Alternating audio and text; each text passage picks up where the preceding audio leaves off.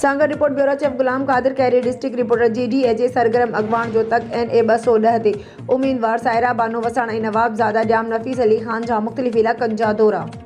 ख़बर मूजिब GDAJ सरगरम अगवाण जो तक NA 210 जे ॻोठ फ़कीर मोहम्मद बचल वसाण में अहम गॾजाणी थी रही। गॾजाणी में इलाक़े जे मौज़ूद शख़्सियतनि वॾे अंग में शिरकत कई। प्रोग्राम जी सरबराह फ़कीर साईं बख़्श वसाण कई। सायरा बानो वसाण ऐं ॾियाम नफ़ीस अली ख़ान जे पहुचण ते पिंडाल भेट पगार जे नारनि सां गूंजी उथियो ऐं महिमाननि ते गुलाब जे गुलनि जूं पतियूं निछावर कयूं वयूं। सायरा बानो वसाण खे सोन जो ताज पारायो वियो जेको साईं बख़्श वसाण पारां तोहफ़े तौरु ॾिनो वियो। उन मौक़े ते सायरा बानो वसाण अवाम खे ख़िताब कंदे चयो आहे त अवाम खे बुनियादी सहूलियतुनि खां महरूम रखियो वियो आहे। रोड रस्ता तबाहालीअ जो शिकार आहिनि। हिते जी अवाम जा बुनियादी हक़ूक़ खसिया विया आहिनि। असांजो बि फ़र्ज़ु आहे त असां अहिड़नि माण्हुनि खे छुटकारो हासिल करायूं, कामयाब थी अवां जी ख़िदमत करे सघूं। उन मौक़े ते सायरा बानो वॾी तादाद में औरतुनि सां पिणु मुलाक़ात कई ऐं उन्हनि जा मसला ॿुधा ऐं चयो त औरतुनि जा ॾुख मुंहिंजा ॾुख आहिनि। तव्हां सभिनीनि खे 8 फरवरी ते पोलिंग स्टेशन ते तारे ते ठपो हणी असांखे कामयाब कंदा।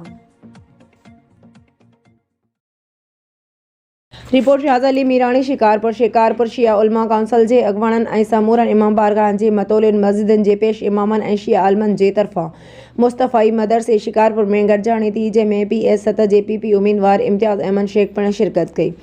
उन मौक़े ते शिया उलमा काउंसिल डिवीज़न लाड़काणे जे जनरल सेक्रेटरी अली अहमद बोड़ो पारां शिया उलमा काउंसिल जे ज़िले क़ियादत जे मशावरत बाद मुतफ़क़ा राय सां PS 7 ते PP उम्मीदवार इम्तियाज़ अहमद शेख जी हिमायत जो ऐलान कयो ऐं मुकमल तौरु वोट ऐं सपोर्ट करण जो ऐलान कयो। उन मौक़े ते इम्तियाज़ अहमद शेख ॻाल्हाईंदे चयो त मां शिया उलमा काउंसिल जे सभिनी उहिदेदारनि जो शुक्रगुज़ार आहियां जिन मूं ते मुकमल तौरु एतमाद जो इज़हार करे PS 7 ते मुंहिंजी सपोर्ट जो ऐलान कयो आहे। उन मौक़े ते शिया उलमा काउंसिल ज़िले शिकारपुर जे क़ियादत सां गॾु तमामु मदरसनि जा मोहतमिम, दरगाहनि जा मतोली ऐं मस्जिदनि जा पेश इमाम मौजूदु हुया।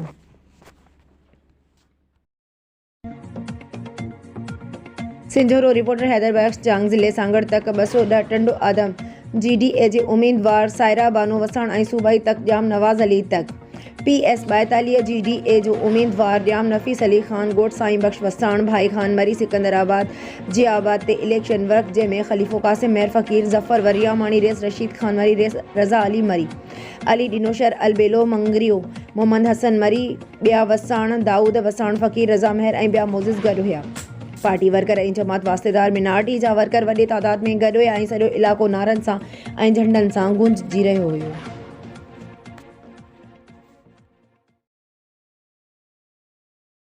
ख़बरुनि ऐं अपडेट जे सिलसिले खे वधाईंदे ख़बर शामिल कंदासीं। मीरपुर ख़ासि पीपल्स पार्टी जे नाराज़ अॻूणे क़ौमी असेंबली मेंबर सैद अली नवाज़ शाह सूबाई असेंबलीअ जे तक PS 47 जी तां GDA उम्मीदवार मीर जानुल्ला टालपुर जे हक़ में आज़ाद उम्मीदवार तौरु दस्तबरदार थी वियो आहे। अॻूणो MNA ऐं अॻूणो MNA सूबाई वज़ीर सैद अली नवाज़ शाह जंहिं सूबाई असेंबलीअ जे हिक तक तां PP ऐं ॿियनि उम्मीदवारनि ख़िलाफ़ आज़ाद हैसियत में चूंड विढ़ी। PS 47 तां GDA उम्मीदवार मीर जानुल्ला टालपुर जे हक़ में दस्तबरदार थी वियो। उन मौक़े ते हिन पंहिंजी रिहाइशगाह ते प्रेस कॉन्फ्रेंस कंदे हिन चयो त मां पीर साहब पगार जे हुकुम ते इस्तीफ़ा ॾिनी आहे। मां आज़ाद हैसियत में हिसो वठी रहियो आहियां ऐं मुंहिंजो पुटु सैद शुजा मोहम्मद शाह सूबाई असेंबलीअ जे तक PS 46 तां इलेक्शन में हिसो वठी रहियो आहे। उन मौक़े ते मीर जानुल्ला टालपुर चयो त GDA उम्मीदवार सरफराज़ जूणे जो सैद अली नवाज़ शाह जे पुटु सैद शुजा मोहम्मद शाह जे हक़ में इस्तीफ़ा ॾेई छॾी आहे। सैद अली नवाज़ शाह जो वधीक चवणु हो त असांजी जंग हिन निज़ाम जी तब्दीली लाइ आहे जंहिंमें अवाम जी भलाई लाइ ईंदड़ फंड बि क़ुर्बान कया वञनि। ईंदड़ नस्लुनि खे बचाइण लाइ करप्शन ख़िलाफ़ असां सभिनीनि खे उहा जंग विड़णी आहे। ग्रिड स्टेशन जा मनसूबा आंदा विया जेके ॼाणी वाणी बंदि कया विया त जीअं अवाम खे सहूलियतूं न मिलियूं। के गोड़ अहमद ख़ान खोसो जे रहवासियुनि बि सैद अली जी हिमायत जो ऐलान कयो। अली नवाज़ शाह एवान साफ़त सूमार समय जो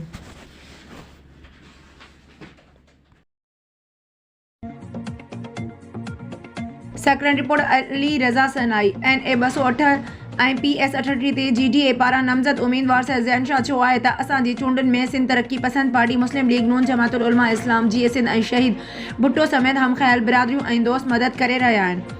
हू सचल कॉलोनी सकरन में मेमण बिरादरी पारां कोटायल कार्नर गॾजाणी खे ख़िताब करे रहियो हुयो। हिन चयो त पीपल्स पार्टी जे हुकुमराननि मुल्क ख़ासि करे सिंध खे ॿिन्हिनि हथनि सां लुटे कंगाल करे छॾियो आहे। सिंध जा समूरा इदारा करप्शन जा आदी बणिजी चुका आहिनि। पुलिस हुजे या रेवेन्यू, आबपाशी खातो हुजे या वापडा, को खातो अहिड़ो न आहे जिते बिना रिश्वत जे जाइज़ कमु थींदो हुजे। उन करे असीं चाहियूं था त जेकॾहिं मौक़ो मिलियो त उन्हनि सभिनी हरामखोरनि खे ख़तमु कंदासीं। 15 सालनि जी हुकुमराननि सिंध जी माली वसीलनि ते कब्ज़ा करे पंहिंजा खीसा भरिया, जंहिंजे नतीजे में सिंध बुख ऐं बेरोज़गारी जे वर चढ़ियल आहे। ज़रदारी माफ़िया मुल्क जो ॾेवालो करे छॾियो आहे। हिन वधीक चयो त वक़्तु अची वियो आहे त असीं सभु नंढा वॾा सुजाग थियूं। माठ करण सां ज़ुल्म सां घारो थींदो। उन करे उथो ऐं हुसैनी किरदारु अदा कयो, गॾिजी यज़ीदी किरदार खे मात ॾियो। हिन चयो त पीपल्स पार्टी सिंध जा सभु वसीला विकिणे अख़्तियारी वफ़ाक़ खे ॾेई छॾिया आहिनि। उन करे इनशाअल्लाह असीं पीर साईं पागारे समेत ॿियनि हम ख़याल ऐं सिंध दोस्त धुरियुनि सां गॾिजी इक़्तिदार में अची सिंध जा समूरा खसियल वसीला वापसि कराईंदासीं।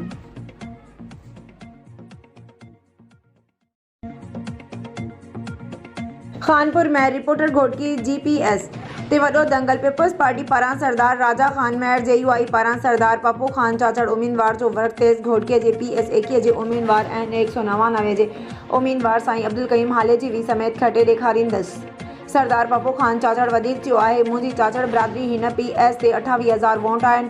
महर ख़ानदान जो हमेशह इज़त कई आहे। साल 2018 जी इलेक्शन में सरदार अली गौर खान महर जे मान इज़त कई।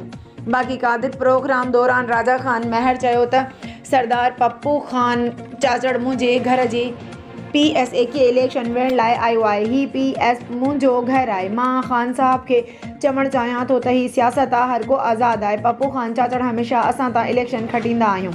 अव्हां खे बि चाचड़ बिरादरी अव्हां खे खटराईंदो आहे। हाणे क़ौम मूं सां गॾु आहे, क़ौम बि मूं सां गॾु आहे, जमीयतुल उलमा इस्लाम बि मूं सां गॾु आहे। इनशाअल्लाह PS खे खटे ॾेखारींदुसि। सरदार पप्पू खान चाचड़।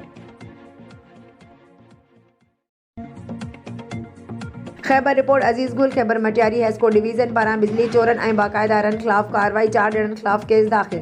अमलदारनि पारां खैबर वासी 4 ॼणनि 7,70,000 रुपया बाक़ायदार ॼणा सदन ख़िलाफ़ केस दाख़िल कराया विया।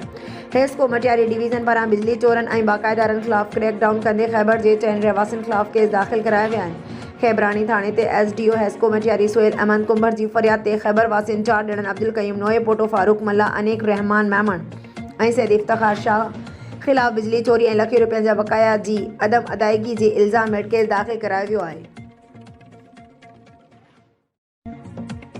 सेक्रेटरी रिपोर्ट पाकिस्तान तहरीक इंसाफ पारां NA 208 PS 38 PS 39 जे उम्मीदवारनि गुल मोहम्मद रिंद, मोहम्मद नदीम राजपूत ऐं अब्दुल लतीफ़ रिंद शालीमार चौक सकरन ते पार्टी परचम कुशाई ऐं कार्ड गॾिजाणी करे चूंड मुहिम जो आगाज़ करे छॾियो। उन मौक़े ते गुल मोहम्मद रिंद मीडिया सां ॻाल्हाईंदे चयो त PTI पारां NA 208 PS 38 PS 39 जी चूंड मुहिम जी मुकमल तयारी करे छॾी आहे, जंहिंजी शुरूआति अॼु खां बाज़ाब्ता तौरु कई वई आहे। हिन चयो त सकरन समेत पूरे मुल्क जो अवाम पाकिस्तान तहरीक इंसाफ सां गॾु आहे। थोरे जो असांजी पार्टी ते रियासती ऐं अदालती सख़्तियूं आहिनि, पर अवाम अॼु बि इमरान ख़ान जी दिलनि ते राज करे थो। उन करे इनशाअल्लाह ईंदड़ 8 फरवरी जो सच कामयाबीअ जो सिज उभरंदो। हिन वधीक चयो त जेकॾहिं इमरान ख़ान खे आज़ादु करे निशान बैट अलाइट करे आज़ादीअ सां इलेक्शन विहण ॾिनी वञे त मुख़ालिफ़नि जूं ज़मानतूं ज़ब्त थी सघनि थियूं, पर उन्हनि सख़्तियुनि बावजूदि असांजा हौसला बुलंद आहिनि ऐं इनशाअल्लाह इमरान ख़ान हिकु भेरो ॿीहर मुल्क जो वज़ीर आज़म थींदो।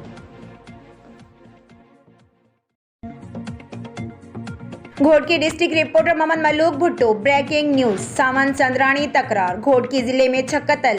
मीरपुर माथेलो में सावंतनि जी ओताक ते हमिलो। 3 महिमान कनकोट जा मलिक ऐं 3 सावंत बिरादरीअ जा माण्हू मारिजी विया।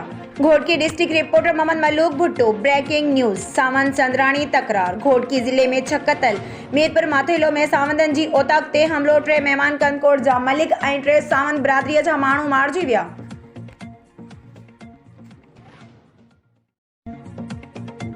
Report Shaz Ali Mirani. Shikarpur Peoples Party अॻवान ऐं नमज़द उम्मीदवार PS 7 इम्तियाज़ अहमद शेख सां संजराणी बिरादरी जे चङनि मुड़सनि मौज़ूज़ीन ऐं नौजवाननि वॾेरो रहीम बख़्श संजराणी, मुश्ताक अहमद संजराणी, हाजी ज़मीर संजराणी, बदरुद्दीन संजराणी ऐं ॿियनि शिकारपुर हाउस ते मुलाक़ात कई। उन मौक़े ते कामरेड अली शेर संजराणी बिरादरी समेत पीपल्स पार्टी में शमूलियत जो ऐलान कयो।